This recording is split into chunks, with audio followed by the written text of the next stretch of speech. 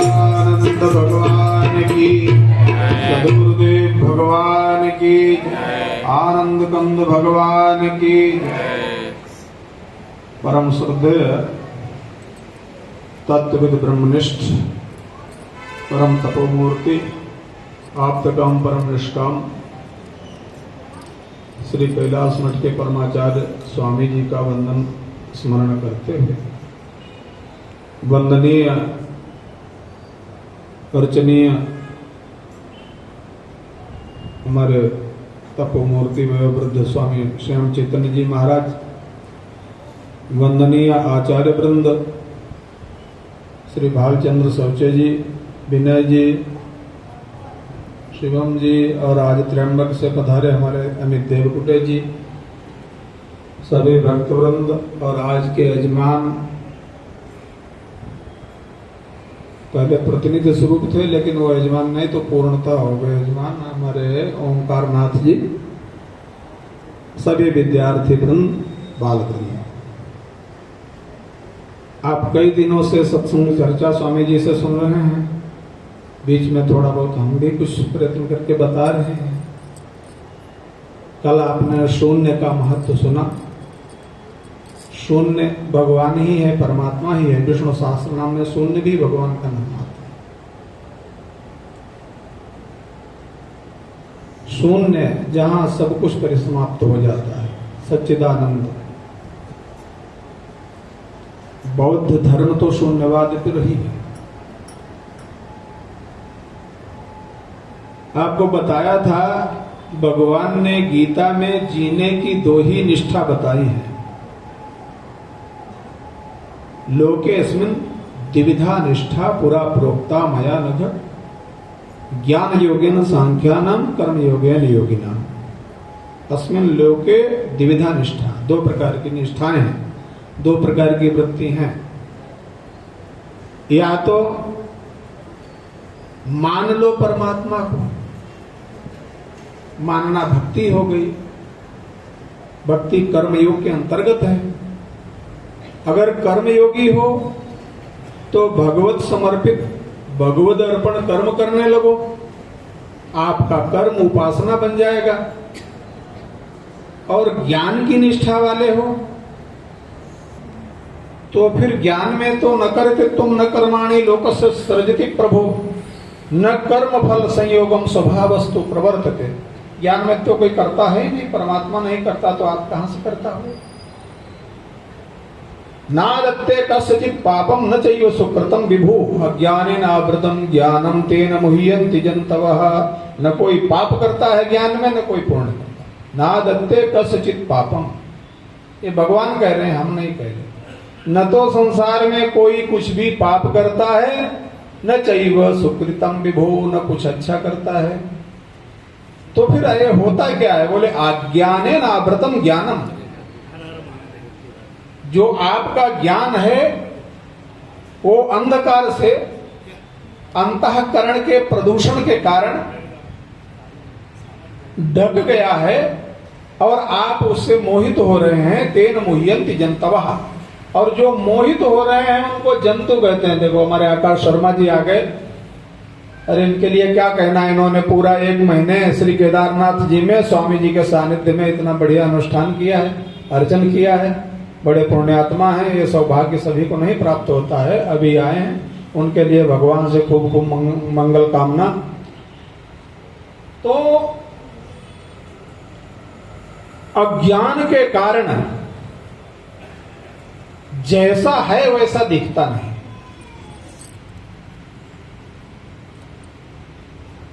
तो ज्ञान की निष्ठा वाले हो, दो ही निष्ठा है।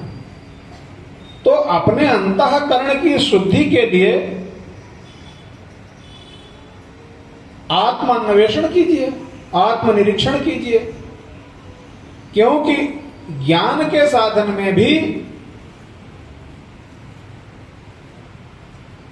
वेदांत भी अंतःकरण की शुद्धि के लिए पूर्व मीमांसा के अंतर्गत कर्मयोग का ही वर्णन करते हैं। जब तक आप भगवत प्रीत्यर्थ कर्म नहीं करेंगे, लेकिन वो ज्ञानी का कर्म है वो अलग है।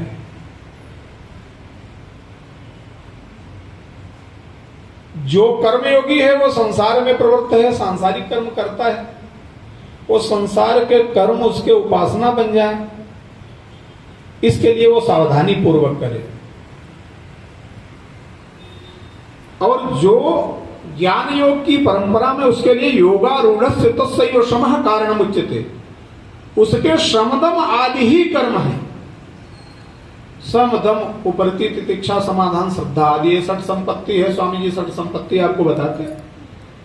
समदम नियम नीति नहीं डोलही। मेरा साधु कैसा होता है?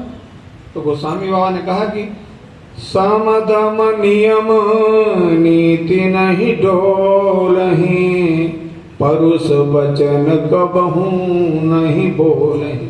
अपनी वाणी संबंधी तप करे, किसी को कभी कटु वचन न बोले। वाणी से बहुत बड़ा पाप हो जाता है। ये आंतरिक कर्म है, ये अंतःकरण को शुद्ध करता है, और बिना अंतःकरण के शुद्ध हुए ज्ञानोदय होता नहीं है। तो अंतःकरण की शुद्धि के लिए संत सद्गुरु कर्म होता है। इसको साधारण भाषा में आप समझ लें, अगर आप अपने आप को कर्ता मानते हैं, कर्मयोगी हैं, तो करने में सावधान हो जाएं, सावधान होकर कर्म करें। सावधानी का नाम ही साधना है। जो जीवन में जितना सावधान है वो उतना बड़ा साधक है। जो जितना असावधानी से काम करता है, अव्यवस्थित काम करता है, वो उतना ही असाधक है। आप अपने हरेक कार्य को, उठना बैठना, खाना पीना, पहनना, यहां तक कि आप चप्पल भी निकालते हो, वो भी आपकी साधना है। उड़िया बाबा के पास में एक साधक गया। उड़िया बाबा बड़े सिद्ध महापुरुष हुए वृंदावन में। तो हड़बड़ाहट में आया और स्वामी जी के पास जाके प्रणाम किया। बोले, गुरुजी, आपको आत्म साक्षात्कार, आप आप्त पुरुष हैं, भगवत दर्शन है, आप मेरे को भी भगवत दर्शन करा दीजिए। उड़िया बाबा ने कहा कि वो चप्पल निकाला है आपने? वो चप्पल के ऊपर चप्पल हो गया। बोला, वो चप्पल रूपी परमात्मा को कष्ट हो रहा है, उसको सावधानी से रखना। जब तक आप असावधान हैं जीवन में और उपलब्धि बहुत बड़ी चाहते हैं, संभव ही नहीं, आपने फाउंडेशन बिगाड़ दी तो आप कहेंगे हम इस पर 10 मंजिला मकान बनाएंगे, उसमें 1 मंजिल भी नहीं बन पाएगा। करने में सावधान।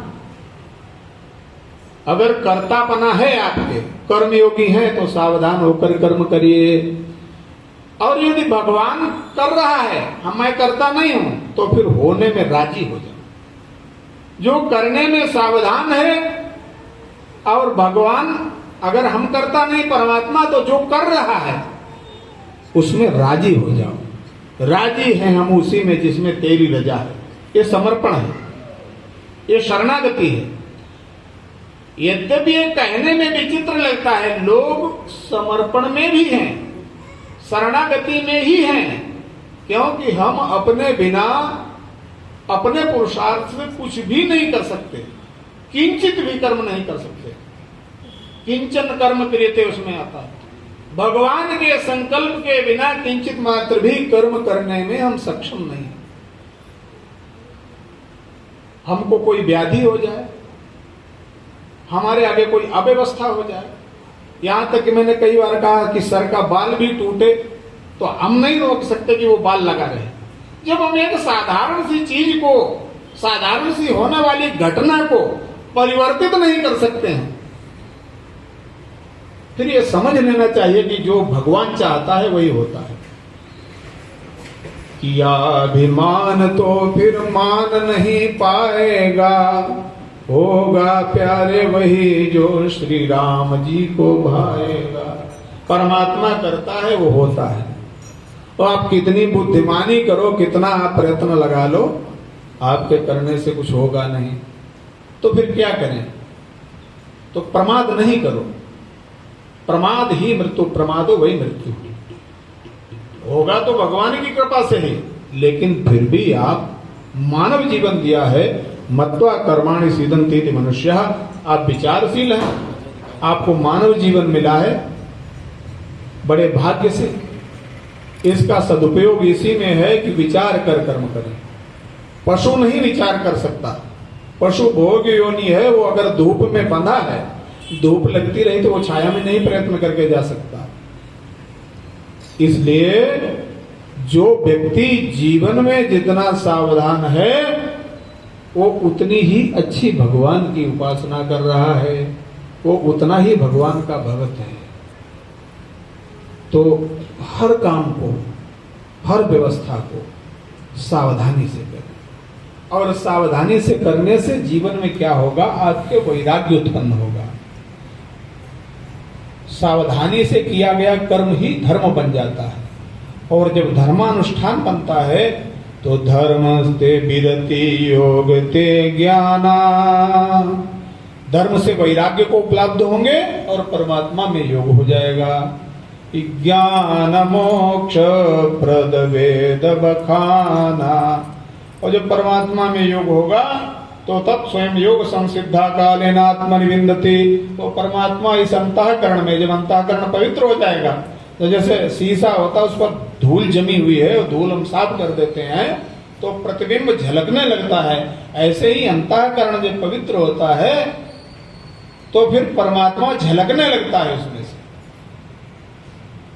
और फिर आप निर्द्वंद हो जाते हैं, आत्मोपलब्धि प्राप्त कर लेते हैं। आत्मानं चेत विजानीयात् दैवम अस्मीति पुरुषः किमिच्छन कस्य कामाय शरीरम अनुस्वज्जरेत। जब परमात्मा को उपलब्ध हो जाते हैं तो शरीर की परिधि से, इस शरीर के आवरण रूपी दुख से आप निवृत्त हो जाते हैं। कोई शरीर मिले, फिर तो जो शरीर मिला, कल यही चर्चा चल रही थी, कहा घुसुंडी को ब्राह्मण शरीर भी मिला, क्षत्रिय मिला, फलाना ये वो। लेकिन जब लोमस ऋषि ने श्राप दे दिया कि तू बार बार प्रश्न कर रहा है, प्रश्न क्यों? इसके लिए, भगवत दर्शन के लिए, आत्म कल्याण के लिए। आत्म कल्याण के लिए किया गया प्रश्न ही गीता में परिप्रश्न कहा है, और सब प्रश्न है संसार के। तद विधि प्रणिपातेन परिप्रश्नेन, जहां पर उपसर्ग लगाया वो केवल आत्म कल्याण के लिए किया गया प्रश्न परिप्रश्न है। लोमस ऋषि से काकभूषुंडी जी ने बार बार प्रश्न किया, और गुरु ने देखा कि बार बार उत्तर दे रहा, प्रत्युत्तर दे रहा। तो गुरु कभी कभी ऐसा प्रश्न जीवन में ला देते हैं जो अंतिम प्रश्न होता, अगर वहां पर आप विचलित हो गए तो आप साधना से च्युत हो जाएंगे, विफल हो जाएंगे। गुरु ने कहा तू बहुत वाचाल है, मैं तेरे को वेदांत सुना रहा हूं, सर्वं सर्वेषु भूतेषु सर्वत्र परमात्मा है, और तू कहता है कि नहीं। निज नयनन बिलोकी अवधेसा तब सुनिहूं निर्गुण उपदेशा। मैं तो प्रत्यक्ष परमात्मा को इन्हीं नेत्रों से देखूंगा। तो गुरु ने कहा मैं वेदांत सुना रहा हूं और तू इधर उधर की बात कर रहा है, जा। तो बार बार बोल रहा है सपति होई पक्षी चंडाल, तू चांडाल पक्षी हो जा, कौवा हो जा। अगर हमारे आप जैसा साधक होता तो कहता है तो महात्मा कैसे हैं, इनसे प्रश्न किया, वो क्रोध में हो गए, तुरंत दुर्गुण वाली वृत्ति हो जाती, श्रद्धा खत्म हो जाती। तो भगवान क्या है? श्रद्धा विश्वास रूपिणम। अगर गुरु जरा डांट दे, क्रोध कर दे, तो हमारी गुणग्राही वृत्ति खत्म हो जाती, दुर्गुण। अरे कैसे महात्मा है, तो गुस्सा करते, थोड़ा सा प्रश्न पूछा गुस्सा। काकभूषुंडी को ऐसा नहीं हुआ। तुरत भयो मैं काग हर्षित चले उड़ाई, सुमिरि राम पद पंकज पुनि मुनि पद सिरनाई। कौआ हो गए, बहुत अच्छा हुआ। उर कछु भय न दीनता आई, न तो कोई भय हुआ। अमूमन क्या होता, जब हमारे अंदर भक्ति नहीं होती, ज्ञान नहीं होता, परमात्मा का आश्रय नहीं होता, तो हम कहते हैं, आपने देखा भागवत बहुत सी कथाएं, जिनको श्राप दे दिया फिर वो गिड़गिड़ाए, अरे हम इस योनि से कब मुक्त होंगे। अब कब कृपा करेंगे? तो वो द्वापर में भगवान अवतार लेंगे, तब कृपा करेंगे, तब आप इस योनि से मुक्त हो जाएंगे। काकभुसुंडी ने अपने गुरु से नहीं कहा कि आपने कौवा बना दिया, मैं तो ब्राह्मण था, ब्रह्म ऋषि था, मैं कैसे मुक्त होऊंगा। काकभुसुंडी ने क्या कहा कि मिक्षण कस्य कामाय शरीरम अनुसोज्जरेत। अब इच्छा ही क्या रही? पूरे हैं वही मर्द जो हर हाल में खुश है। अब कौवा हो गए बोले। कौवा को गुरु से आज्ञा थोड़ी लेना किधर जाए भाई। आप लोग गुरु से बिना पूछे लघुशंका नहीं जा सकते। आप टाइम से संध्या करोगे, आप वेद पाठ टाइम से करोगे, टाइम से 5 बजे उठोगे, नहीं गुरु जी का डंडा पड़ेगा।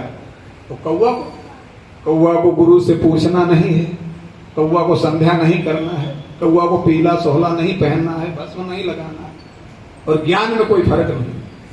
और जो भय न दीनताई, न तो भय हुआ न दैनिक तो आया कि नहीं नहीं वो तो कौवा हो गया।